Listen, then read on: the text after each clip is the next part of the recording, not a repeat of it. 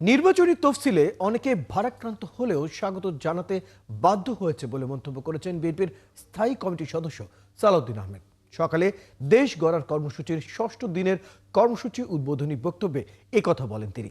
এ সময় সালাউদ্দিন আহমেদ আরও বলেন, গণঅভ্যুত্থানের প্রধান আকাঙ্ক্ষা ছিল ভোটাধিকার প্রতিষ্ঠা, তাই বিএনপি তফসিলকে স্বাগত জানিয়েছে। সেই সাথে ধর্মের নামে বিভক্তির রাজনীতি বিএনপি চায় না বলেও মন্তব্য করেন তিনি। পিআর গণভোটের দাবি যারা করছিল তারা গণতন্ত্রের বিপক্ষ শক্তি বলেও দাবি করেন এই বিএনপি নেতা। আওয়ামী লীগের ভোট পেতে একটি দল তাদের বিরুদ্ধে কোনো কথা বলছে না বলেও অভিযোগ করেন সালাউদ্দিন আহমেদ। সেই জায়গায় প্রতিশ্রুতি দিয়েছে, আমিও সেখানে একজন অতিথি ছিলাম।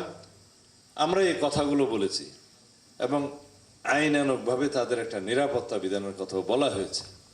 অনেক সময় তারা হ্যারাস্ট হয়েছে আওয়ামী লীগের সময়, শুধুমাত্র দাড়ি টুপি রাখার কারণে জঙ্গি বানিয়ে আওয়ামী লীগের সময় এই শ্রেণীর মানুষদের, খতিব মুয়াজ্জিমদেরকে হেনস্থা করা হয়েছে, জেলে পোড়া হয়েছে, হত্যা করা হয়েছে।